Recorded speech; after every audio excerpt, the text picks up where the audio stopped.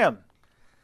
This is a controversial one, but we just happen to have tons of sources reporting that Muhammad used to dress up in his wife's clothes, that he used to at least put on their robes, their dresses. Their dresses, exactly. Now, what that means, if he's just laying there in bed or something like this, and he wraps up in it or something like that, if you want to believe that, that's fine. Why doesn't he have? I mean, when he's getting all this war booty, why doesn't he have his own robes to wrap up in?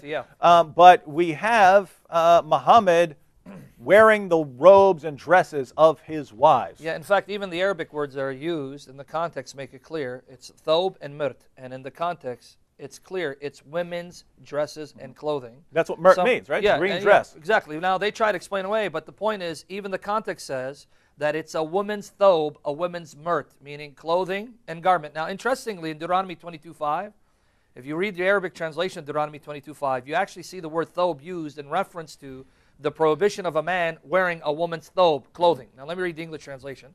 Deuteronomy 22:5, the New International Version.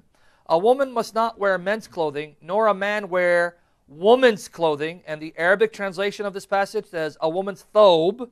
You'll see the relevance in a minute. For the Lord or Yahweh your God detests anyone who does this. Now, I'm going to read, for the sake of time, these two narrations real quickly. They are translations done by people in English, one by a Muslim and another by an Islamic scholar, both of whom realize that these terms in these contexts inarguably prove that Muhammad was wearing the garment, the clothing of a woman. Now let me read from Aisha Bewley's translation of Sahih Bukhari, number 2442. And you can find Aisha Bewley's English translation of the Quran, of Bukhari online for free. Do Aisha Bewley Bukhari translation. This comes from her particular translation. Now, I'm going to just read this for the sake of time. I was going to read the other one, but our time is fleeting. Let me just read this.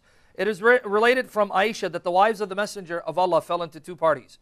One party contained Aisha, Hafsa, Safiya, and Sauda, and the other party contained Salama and the rest of the wives of the Messenger of Allah.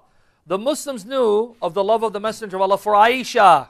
So when any of them had a gift which he wanted to give to the Messenger of Allah, he would delay it until the Messenger of Allah was in Aisha's house.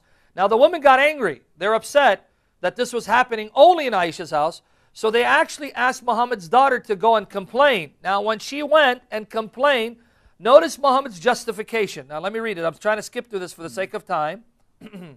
Notice what he says to the complaint. He said to her, do not injure me regarding Aisha. Don't bother me concerning Aisha and my preferential treatment of her. For the revelation does not come to me when I am in the garment of any woman except Aisha. Do you see the justification? Don't injure me, don't hurt me towards my preferential treatment of Aisha. Because let me tell you something. The only time I get inspired when I'm in women's garments is when I'm in the garment of Aisha. When I'm in the garment of any other woman, it doesn't happen. So Allah Himself is showing me that I'm okay in preferring Aisha and wearing her garment because I only get inspired in her garment and no other woman's garment. So now, there are multiple problems here, and we did an entire program going through the different problems here. But the Quran says don't have more than one wife unless you can treat them fairly, right? Yes. And Muhammad doesn't just get the 4 wives that the Quran allows; he gets at least 9 or 11 at one time. And what's he do? He starts giving Aisha special treatment. And when he's called out on it, right? Muhammad, could you at least honor the Quran, O Prophet, and treat us fairly?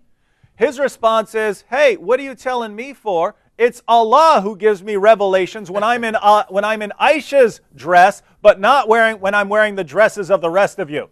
So it's not just that he's wearing women's clothes, it's that he's receiving revelations when he's dressed in Aisha's dress, and that he then uses this as justification to violate the commands of Allah because Allah gave him this revelation during the time when he's wearing Aisha's garment. How many different ways is this just messed up, right? I mean, this is messed up, but this is the perfect prophet, right, everyone?